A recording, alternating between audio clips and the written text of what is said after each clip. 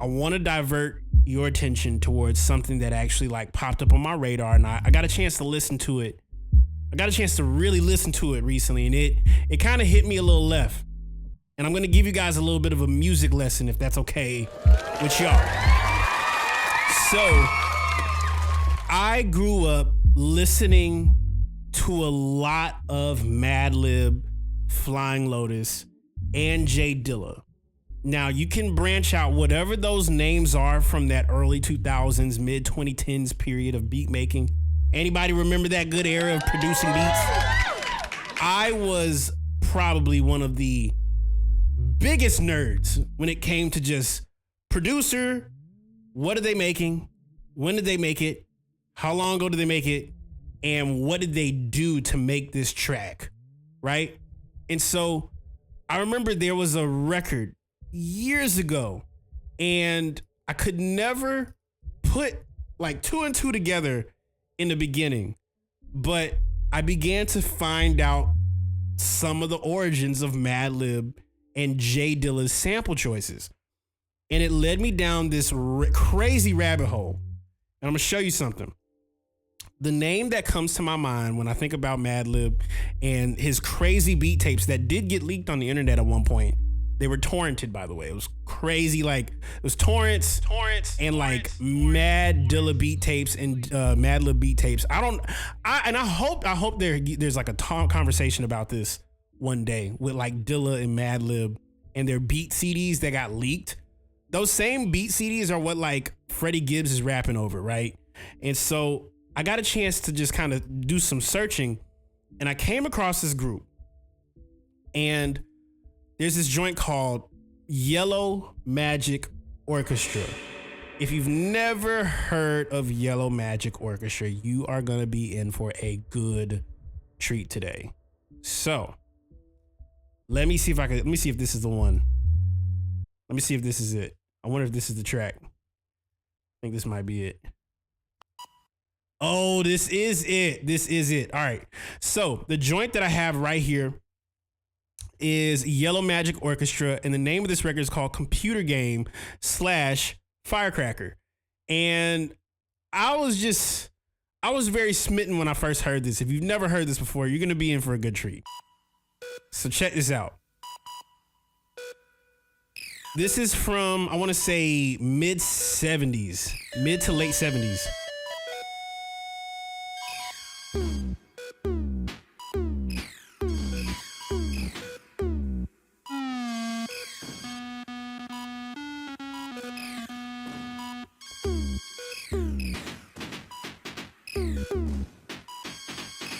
Now,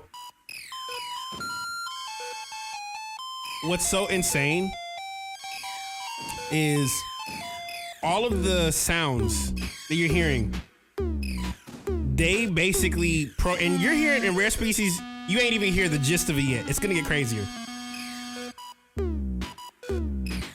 This is just the first half. Second half goes into a crazy break beat. Here we go.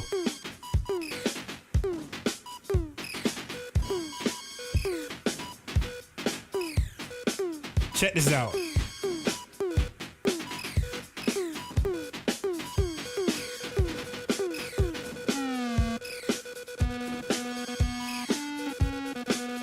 Devin Morrison put you on? That's a good person to put you on.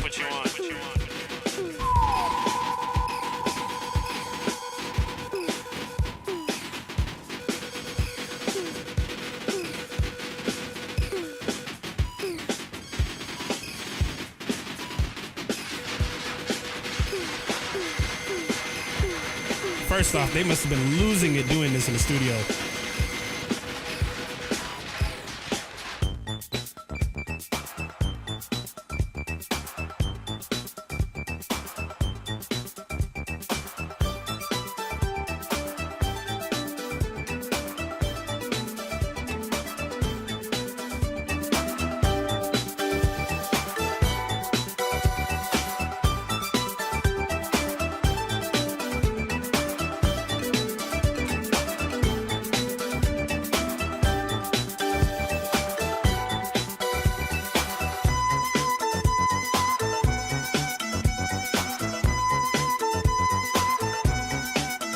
love the synth part. There's also like a reharmony in there too. Right here.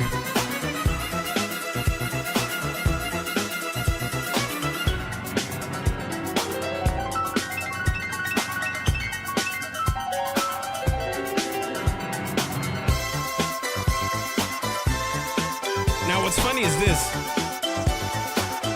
The first time I ever heard this record, there was a video of Boogaloo Shrimp. I think he might have been out in like either Korea or Japan, and he was doing like a quick 40-second dance jam, and this beat is playing. It was the craziest thing to watch Boogaloo Shrimp do a dance and pop and lock to this. And they were trying to imitate Boogaloo Shrimp. It was the craziest thing.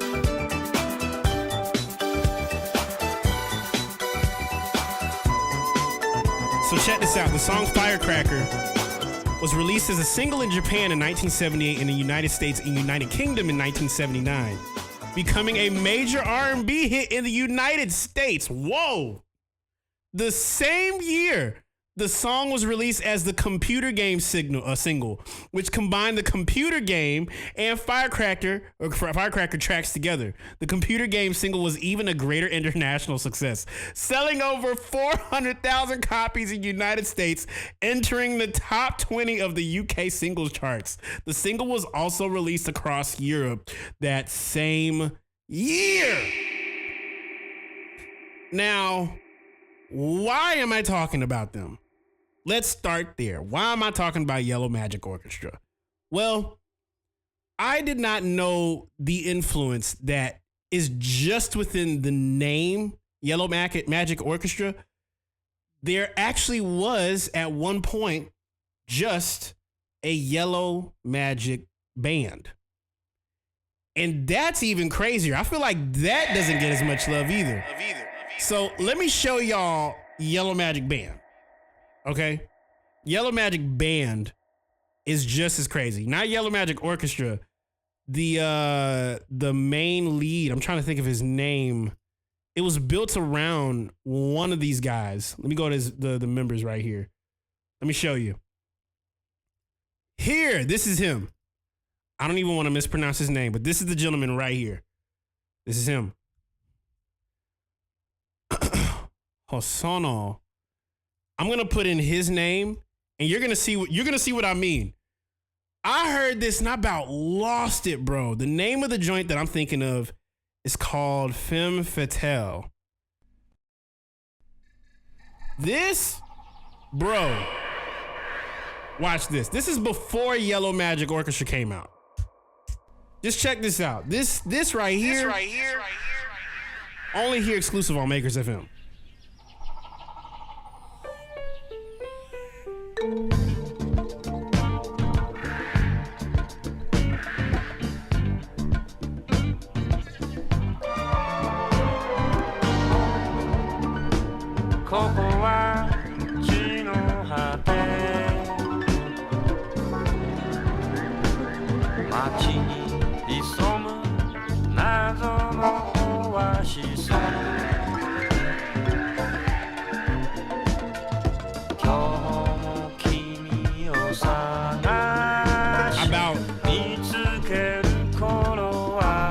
Lost it when I heard this. There is a lot you could do with this.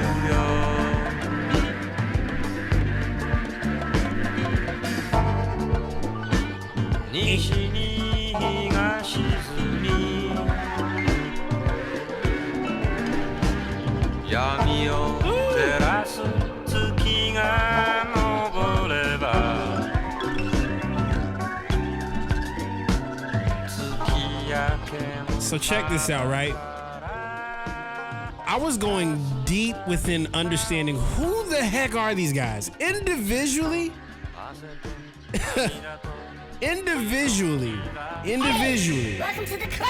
I got a chance to just listen to all of these gentlemen's work. I realized the whole band, Yellow Magic Orchestra, was basically formed around this gentleman, Haruomi Hosono. is a Japanese musician, singer, songwriter, and record producer. He is considered to be one of the most influential musicians in Japanese pop music history, credited with shaping the sound of Japanese pop for decades, as well as pop outside of Japan. This is just one of the men. This is just one. We got, I haven't even brought up Ryuichi. I haven't even brought him up yet. He's in a league of its own. As well, rest in peace, Ryuichi, for the one time. As well, Yukihiro, he passed away as well. These are all goats. Bro. I have never, like, and it's so crazy to think that, like, coming across, like, classic music like this kind of, like, sparks that weird part of your brain, like, oh, I should think like this. I should think a little bit outside of the box. Yeah. And so I got to show you one more track and just kind of like take it on home from there. But Ryuichi dropped a joint. It was one of his debut projects, actually. Let me look up his project, and I think the name of it, because he did a lot of like scores for movies. So check this out. Let's see here. Album. I'll show you what I'm looking up right now. Albums. Boom. 1,000 Knives. Sakamoto 12. Hold on. 1,000 Knives. 1,000 Knives. The first song on this joint had me cooked. Check this out. Just check this out.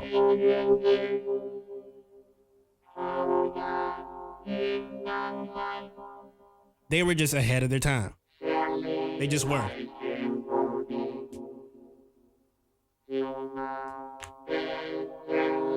Exclusive here on the none other than Makers FM.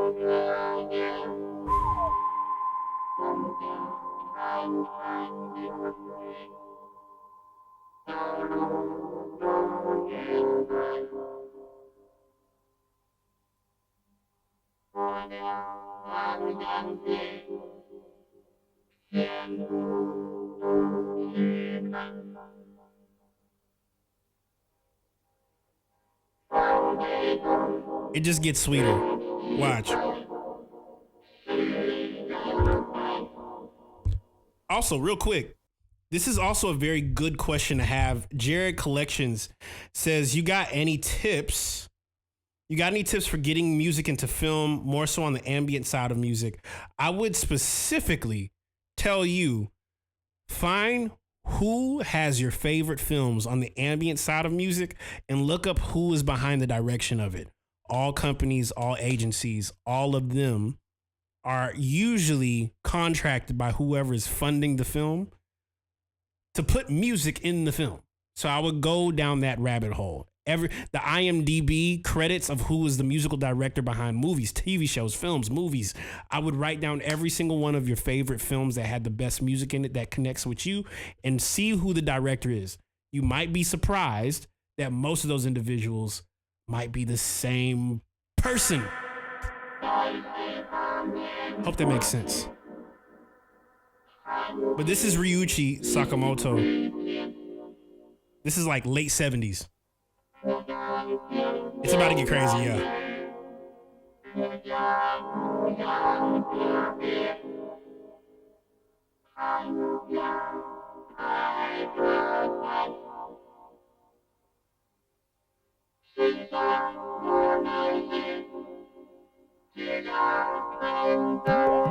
Here we go.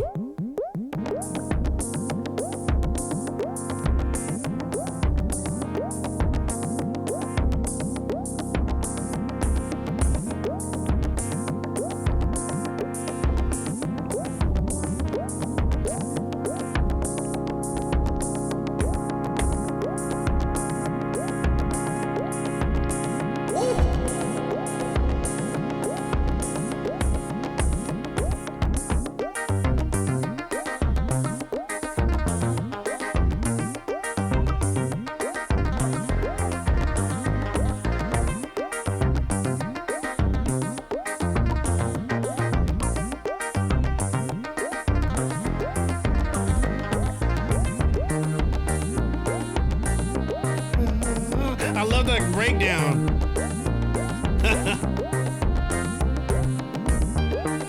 Yeah, it is groovy.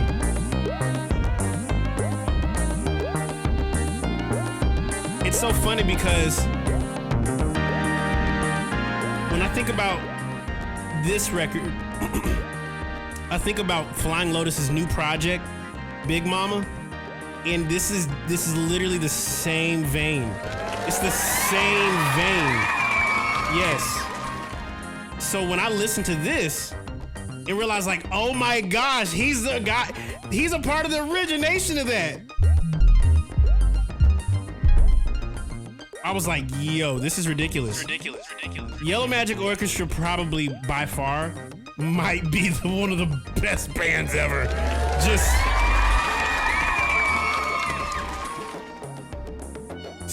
But they're too good. All of them individually and together.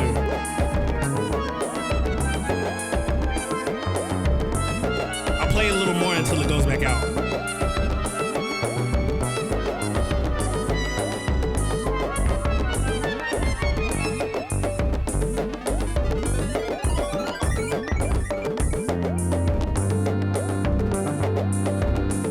It's the chords right here.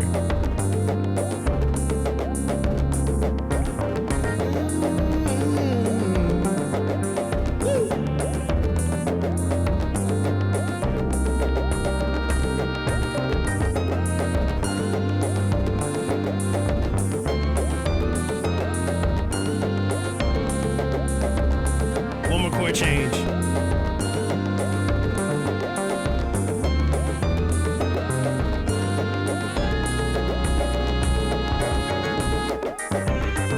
And they got a guitar solo on there. You know it's just too stupid. So, rest in peace, Ryuichi Sakamoto.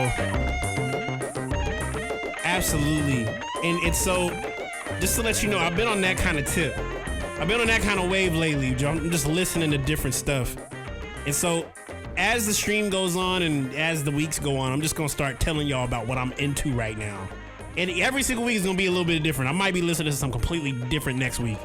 So I just started doing a deep dive, but this also goes to show a very incredible lesson about music and its origins.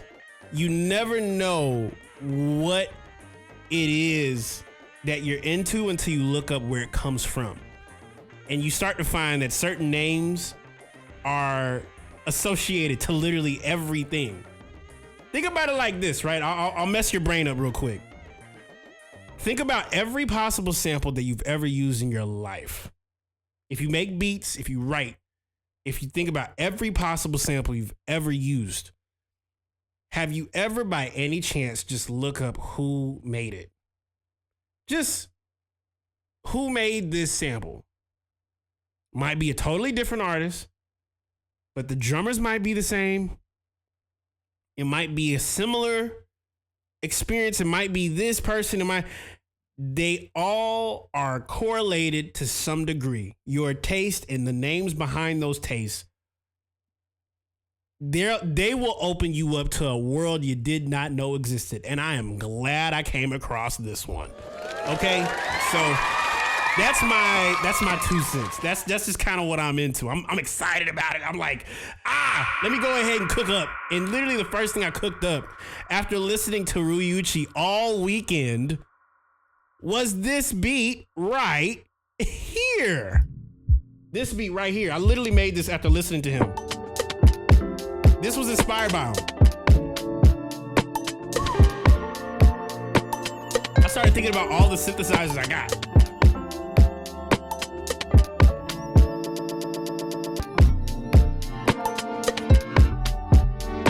So yeah, that's why I'm so inspired right now.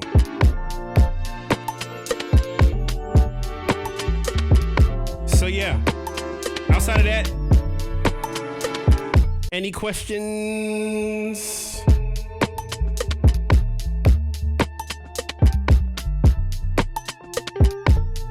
Yeah, the high note is just holding.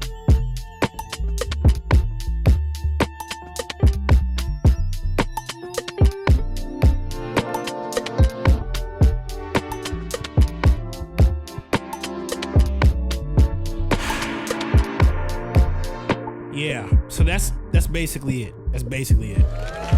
So